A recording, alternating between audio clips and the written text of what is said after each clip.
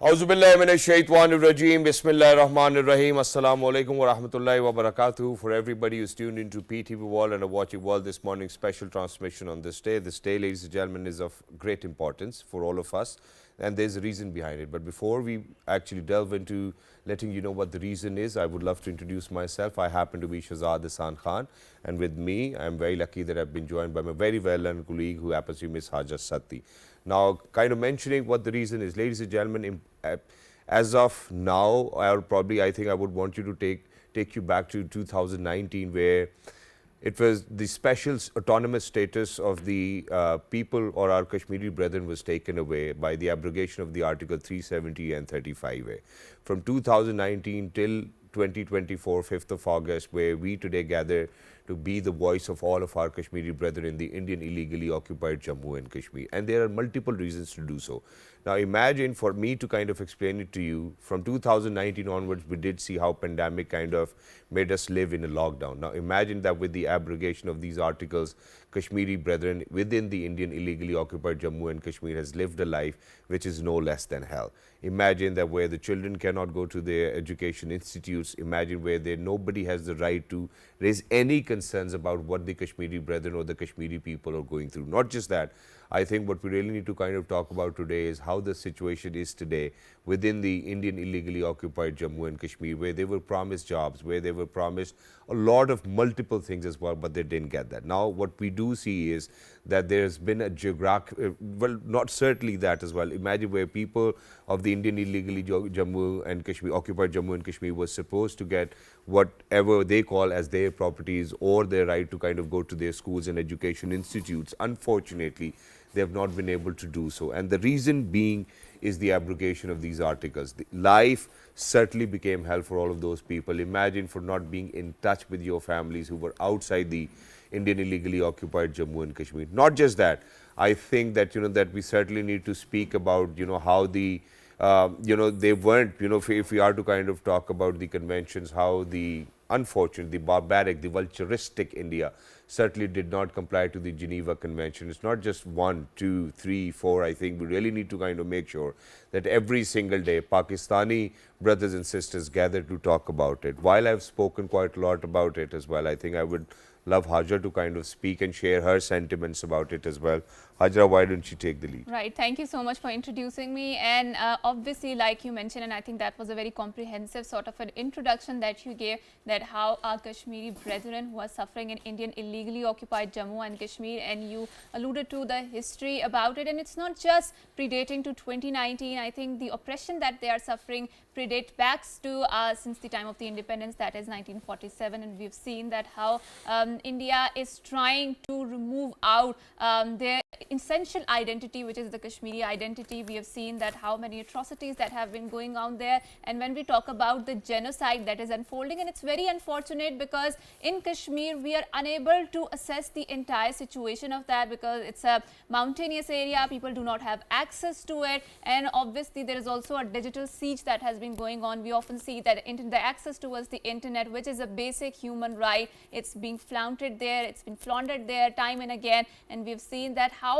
people are resisting that, and that is a very indigenous resistance that has been coming from within the Kashmir. And we've seen that whenever there are bans, whenever people can't go outside, so people try to object to that just by the mere act of walking. So walking, we see, is an act of resistance. It is an act where they are resisting the hegemonic designs of India. And we have also seen that how India is trying to settle the cantonments in that particular area. They are making huge cantonments. Not just that, they're also promoting the yatras there. Every other day we see that there comes up that this god has been there and this god has been there. So they're promoting that, and they're trying to dilute the Muslim population. That is the changing the demographic, and that is a terrible crime. And we've seen that India have always resisted the idea of handing the referendum there, which was the basic design, which was the mandated or sanctioned by United Nations.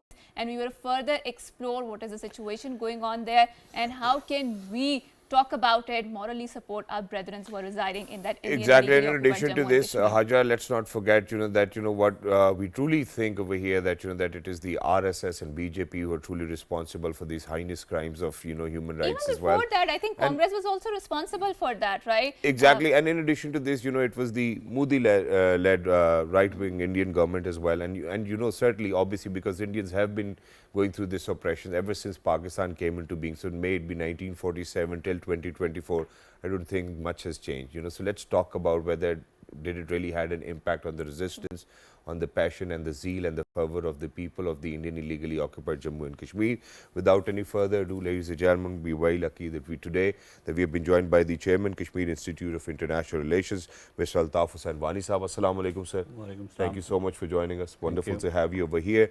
Alongside him, ladies and gentlemen, we're very lucky that we have been joined with somebody who happens to be the Secretary General APHC, Advocate Parvez Ahmed Shah Sahab. Assalamu alaikum, sir. Thank you so much for joining us. And alongside him, we're very lucky, ladies and gentlemen, that we have been joined by Ms. Amna Masood Malik, who will be talking about the infringement of rights of children and women in the Indian illegally occupied and Jammu and Kashmir. Thank you so much, Bete Amna, for joining us. And alongside her, we're very lucky that we have been joined by Ms. Jannat Imam. Thank you so much for joining us, Jannat. It's wonderful to have you, Jannat Imam, over here with us. So first things first, let's get started with you. First of all, where are we now in terms of the people of Indian illegally occupied Jammu and Kashmir? The people of Indian occupied Jammu and Kashmir have suffered at hands of Indians, Indian army, military repression for the last 76 years.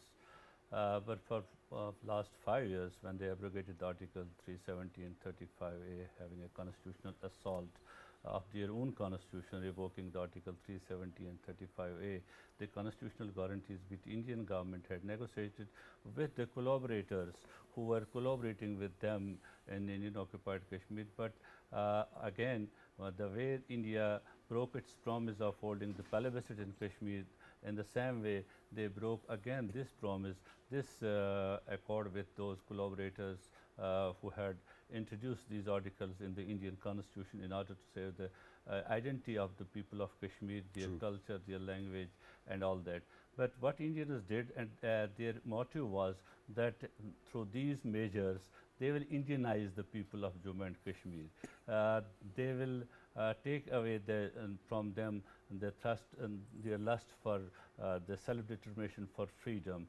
They will, what they preached at that time, development. They preached that there will be development, there will be equality before law, there will be women rights in Kashmir, and there will be everything for the people of Kashmir. But, and investment in Kashmir, all that. But what transpired after 5 years, what we see, the people of Kashmir are more in alienation against India. You will see all those people who were previously with the Indian Union calling that we will work under Indian Constitution, all that, they are all calling it as an illegal act by the government of India. And more recently, when the elections in Kashmir were held for the parliament, Indian parliament, we could see the people's resistance against these moves, how they defeated the BJP, RSS, and even their proxies who were there in election context, they were defeated. So these were the ways where Kashmir is after 5 years of suppression, after 5 years of disengagement, after 5 years of disempowerment.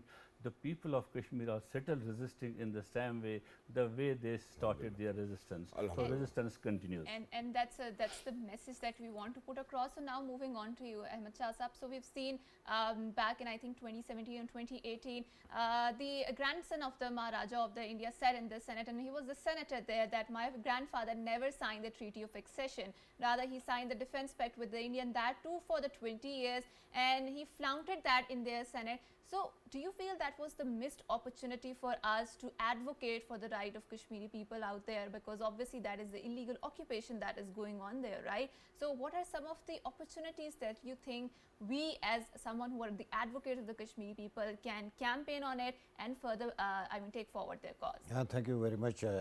On behalf of All Parties Hurriyat Conference, I am highly thankful to you and Pakistan Television for giving us the opportunity to speak to the world about the situation in Indian occupied Jammu and Kashmir. If we go through the instrument of accession about what you are talking, Alistair Lamb has already written that in his book Disputed Legacy, that this agreement was never signed and it does not exist in the archives of India, and India did not produce it before any international forum or to any person so far. True. But if we go through the even for the sake of argument, if we admit that instrument accession was signed, but what Maharaja has signed, he has surrendered 3 subjects. That is defense, communication and foreign affairs, and even then he retained the sovereignty. Because we have to understand, when the subcontinent was partitioned, the Jammu and Kashmir was a sovereign state.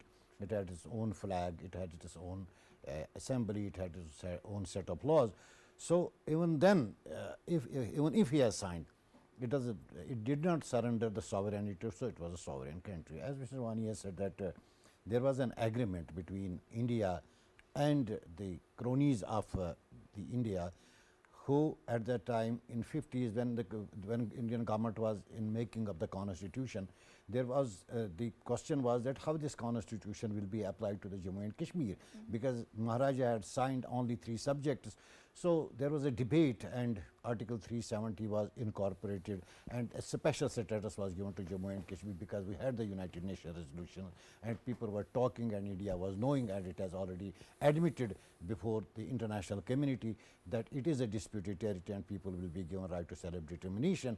And at the same time, the Jawaharlal Nehru has said in different public gatherings that we do not believe in forced marriages, and we will give the right to self-determination to the people of Jammu and Kashmir once we get the opportunity and once the peace is there. Right.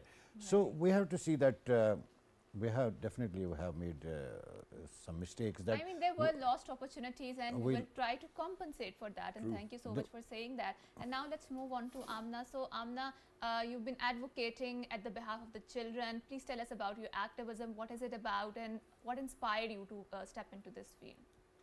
So first of all, I've really been interacting with a lot of different children and youth and fellows from around the world, because I have been attending conferences, and it's really been broadening my perspective.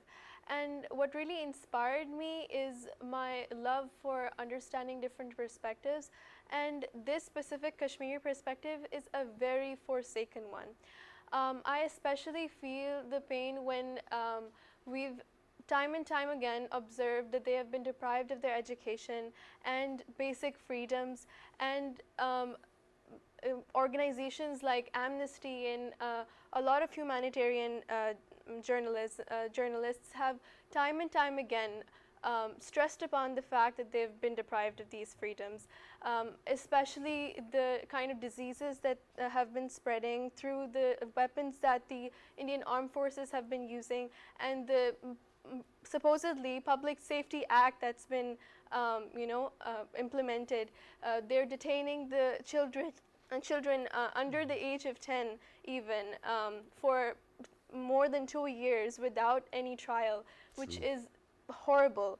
And that's what's really inspiring me to come up on these platforms and speak to them, to you guys. And thank you so much for speaking so beautifully on behalf of the children and the women of the Indian illegally occupied Jammu and Kashmir.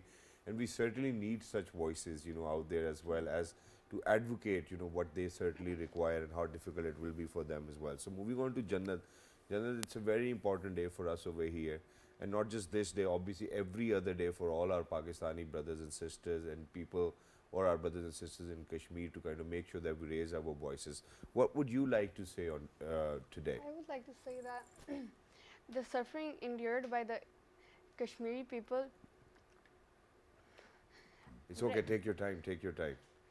Right, and I think this is remarkable that how children are even coming up and they want to really put forward there. And I think one of the kid, Amna particularly, talked about the Public Safety Act, and that's really, really unfortunate that apart from the fact that they are talking about the education, they are talking about the activism, but those kids who are residing in Indian illegally occupied Jammu and Kashmir, they are deprived from that right, because no children should be deprived from that right. And Hajar, in addition to this, I think, so the entire team have actually put in a lot of effort today to make sure that we raise our voices for them as well. Not just that, we gathered, the children, the elderly, people from the political parties as well, so to make sure that, that we have an impact, and it's the role that the media needs to play.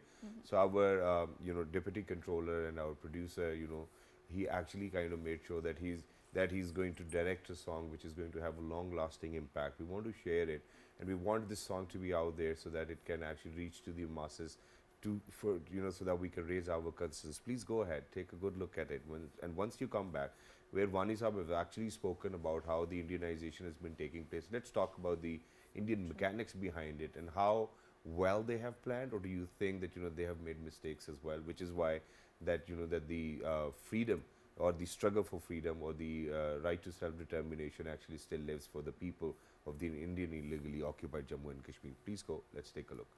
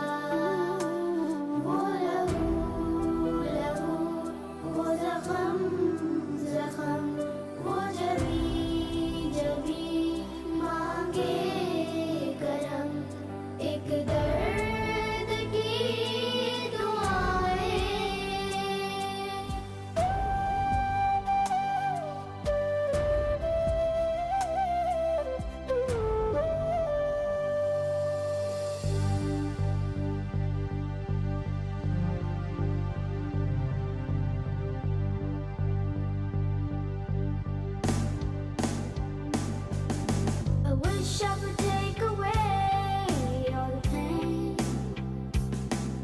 I wish I could start the day where it ends. All the screams and the cries, the hopelessness and the sigh. Let's all be a ray of light to make everything just right. I know there'll be a day when it all will fade away. वो आहों के सजदे, वो आंसू आँखों के, वो आहों के सजदे, वो आंसू आँखों के, वो मट्टी की सुर्खी, वो बहना चलों के, ये कश्मीर की है सब इल्तिजाएं। ऐ खुदा, कब तक ना तू सुनेगा। And Oh that Lord, was how long have you not heard? And that's exactly what we are supposed to do as well. Pray for our Indian illegally occupied Jammu Kashmir's brother and sister as well. Moving on to Vani Saab. Now, Vani Saab, you've used this or coined this term, which I must say that that it's a fabulous term that you've coined, the Indianization of the Jammu and Kashmir. And how do you think that the Indian mechanics have worked, and do you think that that they will survive? Because the resistance that we see, or the struggle for the rights or the freedom of the Indian illegally occupied Jammu and Kashmir, we do see that there's always a surge. Every year there are more people coming in and being a part of it. You see, the Indianization, when I said the measures which the government of India took from 5th of August till this date, firstly, the change in domicile laws to make the outsiders, open the floodgate for outsiders to be the citizens of Indian occupied Jammu and Kashmir, to purchase land, to be have jobs there and all that.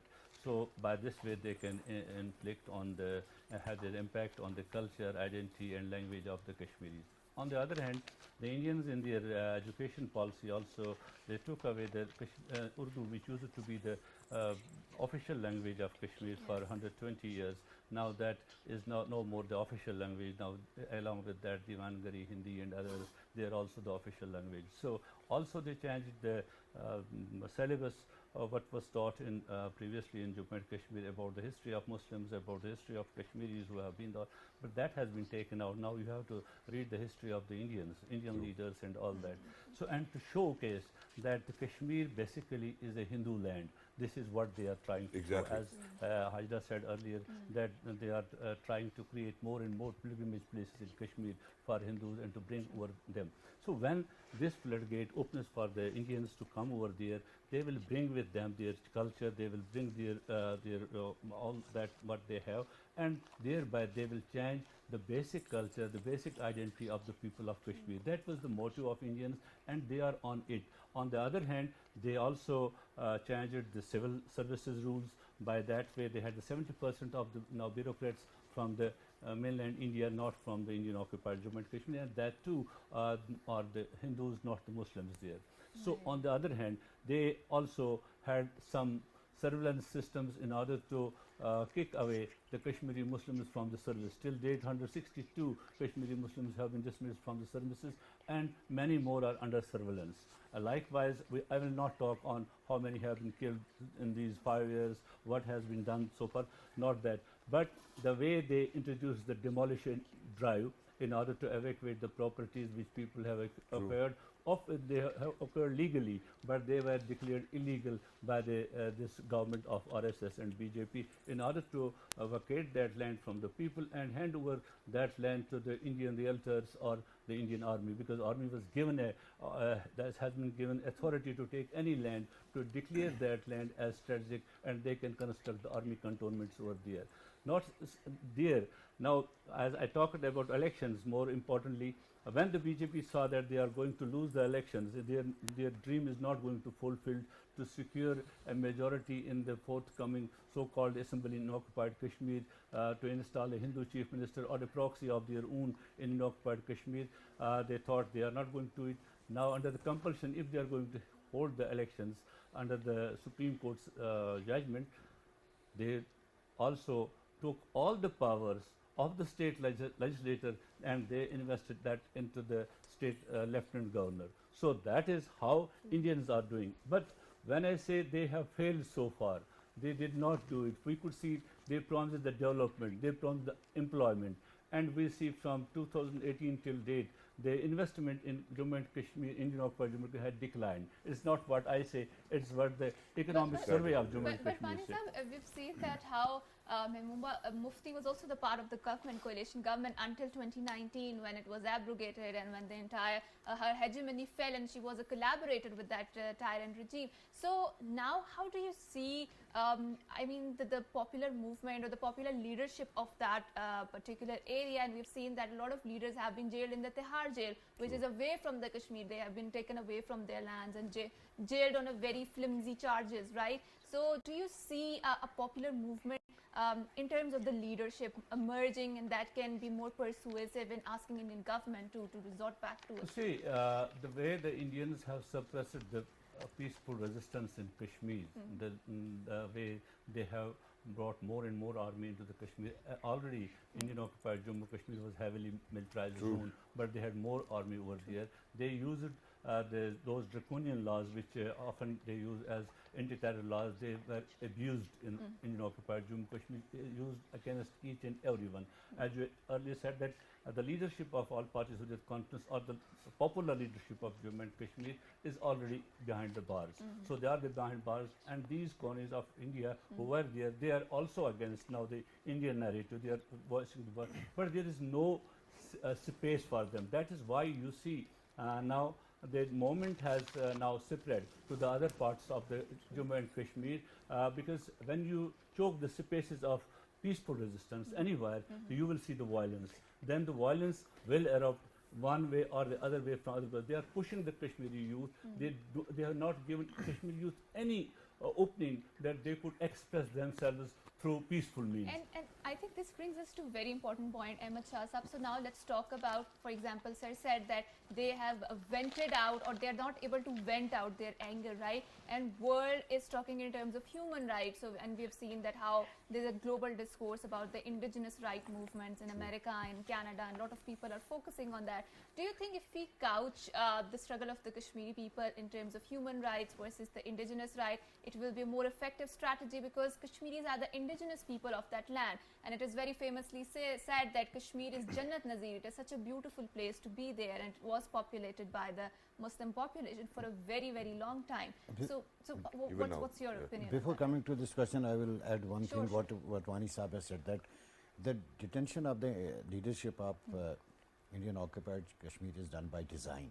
Okay. Because India is trying to make the leadership of Jammu and Kashmir invisible. Right. Because we have seen that those who are in detention, they are not either being produced before the courts, or even the people in Indian occupied Jammu and Kashmir are not allowed to speak about them, and even their trials are being denied. So the basic objective is that to make them invisible before the people of Jammu and Kashmir and make them irrelevant. True. And they are even being forced that they should sign an undertaking that they will not participate in any activity which will lead to the freedom of Indian occupied Jammu and Kashmir. But there is one thing, that new leadership is coming. There is no change despite what India is doing. As Wani Saab has said, that movement has spread from occupied Jammu and Kashmir to Jammu. We have seen for the last, at least for last 1 month, there have been more than 52 Indian army men have been killed, and unfortunately India is in habit of blaming the Pakistan. We know that it is an indigenous movement. They have already sealed the borders, that nobody can come or cross the that LOC. Secondly, you were talking about the human rights. We are already on it. We have been working on it. We got 2 reports. One is in 2018 and one in 2019, whereby India and Pakistan were asked to allow the fact-finding mission. Pakistan agreed to it, but India denied, because Indian occupied Jammu and Kashmir is the only conflict zone where the NGOs, it is a no-go area. We will see in different conflict zones, NGOs allowed Even to for work. United Nations, it's a no-go area. And we have seen that on 24th of this month, there was a report from Human Rights Committee, and where they have admitted, and they have mentioned in their report that excessive use of force is being used by India, and that is resulting in the extrajudicial killings. So we are working on the human rights, and in September there will be a session at United Nations. Wani Saab and other friends will be going there and will be apprising to the international community about the situation. So we are already on there, but the question is not the question of human rights, it's the question of right to self-determination. Yep. If we focus only on human rights, and it will be taken as a human rights issue, so we have kept it, we are balancing it, and the objective of apprising the world about the human rights is that the human rights violations being caused because people are asking for right to self-determination. Exactly, which is why I would love to move on to Amna now as well. So Amna, you've spoken very aptly as well, very correctly of how, the condition of how, people have been actually kind of not allowed to kind of go get whatever, our constitution gives us, the right to kind of educate ourselves, health and all of these things. Fundamental liberties, Yes, right? exactly. So now what I would certainly want to ask you is, how do you think, as a child yourself, the international community needs to play a role? It's been a longer debate which has been going on for more than 74 years as well. What do you think is your perspective in terms of international community coming together and helping our brothers and sisters in the Indian illegally occupied Jammu and Kashmir? Okay, so first of all, I'd like to highlight a very prevalent example. The daughter of a Kashmir Hurriyat leader, Razia Sultana, she has written to the United Nations asking these world leaders in 2023 August, and it's been a while and almost a year now, and no one has actually responded to her. Moreover, it is, in my opinion, it is really, really evident that India values the land and has motive over the land more than the people, because it does not care about the mental health issues that the children over there have.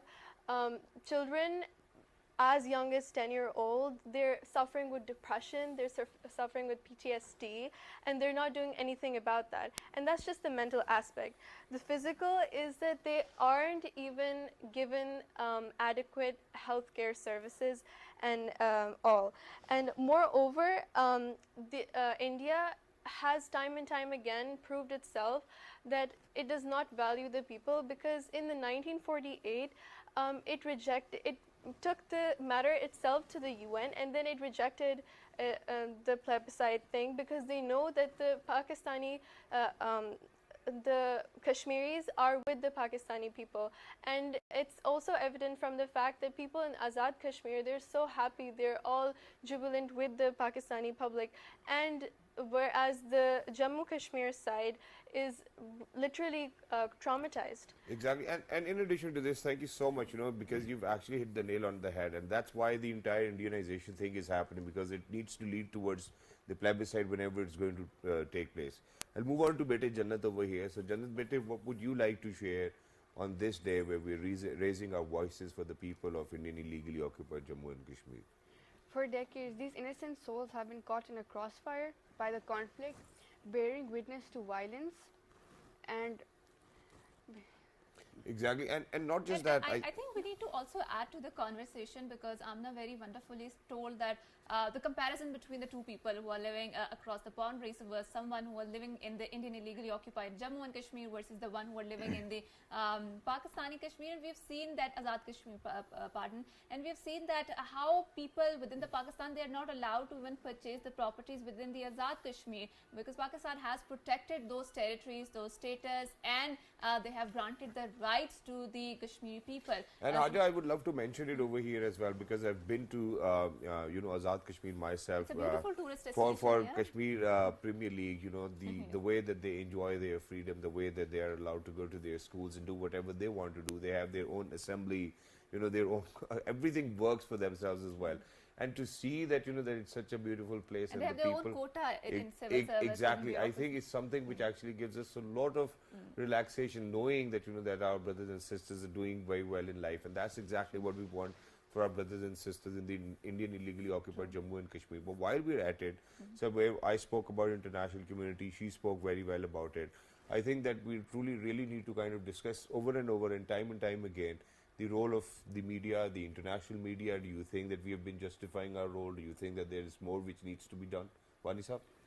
You see, unfortunately, we the Kashmiris don't have our own media there, and on the top of that, from 2019 onwards, the Indian government has already censored all the media in Jammu and Kashmir. They have been ordered not to publish anything about the human rights, not to publish anything about the happenings in occupied Jammu and Kashmir vis-a-vis the Kashmir freedom struggle.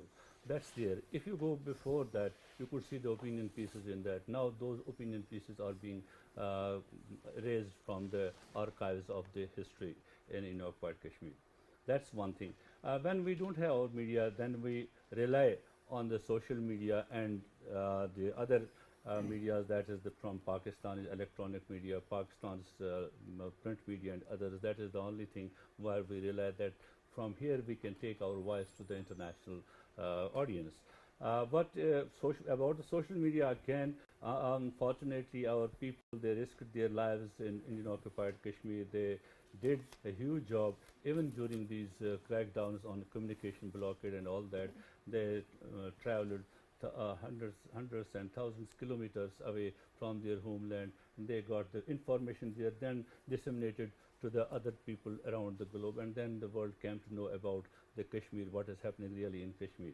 But currently, I would say that Pakistani media and Pakistani, not only the government media, but the private media and the Pakistani younger generation, who at this time, because everybody is a journalist this time, everybody is a media man having a smartphone in his hand, so he's a journalist. Citizen journalism is these days, but they will have to play their role in accordance with their responsibilities towards their society as well as to the people of Jammu and Kashmir, which unfortunately is not being carried out by our younger generation. They have fell in different other issues and not taking the national issues, because any narrative, which narrative, national narrative is built on the national interests, it is built on your cultural identity, it is built on your development and all this. So that is what I need the Pakistani media, Pakistani younger generation, YouTubers, bloggers and others do make Kashmiri sufferings, disseminate these sufferings to the international audience, so that people at large can come to know about the sufferings of the people of and Kashmir. such discrimination actually, I mean, obviously, we're not kind of disassociated with discrimination. Imagine every time that you post something about Indian illegally occupied Jammu and Kashmir, you know, that's something that will Shadow be taken ban, off right. as well, you know, and you're certainly not allowed, your accounts will be hacked as well. I would want to move on to Pervez Ahmed Shah Sahab as well, whether how he sees the role of the international media. And sir, there are so many things going on. So, for example, there are so many conflicts going on. How can we galvanize the momentum on the Kashmir, make sure that it's in the highlights, it is being talked about, because international media is very thirsty about the breaking news, right? And the momentum after some time just fades away. So, how can we make sure that the momentum on the Kashmir remains on that? The major problem where the Kashmir movement is lagging behind is the media. Okay. Because we have seen on one hand India has put the ban in occupied Jammu and Kashmir, and whatever is coming from Indian occupied Jammu and Kashmir, it is being smuggled from there. And the journalists who work for the cause in Kashmir, we pay them the tribute, they are risking their lives. But we have to see on the other hand how Indian media is behaving. The Indian corporate media is distorting the picture of Jammu and Kashmir. On one hand, it is not allowing Kashmiri media to write about the situation of the Kashmir, but on the other hand, it is distorting what is happening in Kashmir. When they talk that this movement, which is indigenous movement, it is sponsored, we don't have any such a strong media that we can confront. Here, it is the responsibility of the Pakistan. If Pakistan will support on this front, rest of the things we will do ourselves, because we are fighting. We are struggling, we are at this time, we are resisting the occupation, but this area is very weak for the people of Jammu and Kashmir because we don't have access to international media, we cannot write, as Wani Saab has rightly said. I suggested that government of Pakistan, even if they have to buy the prime time, they must buy and they must focus on this area.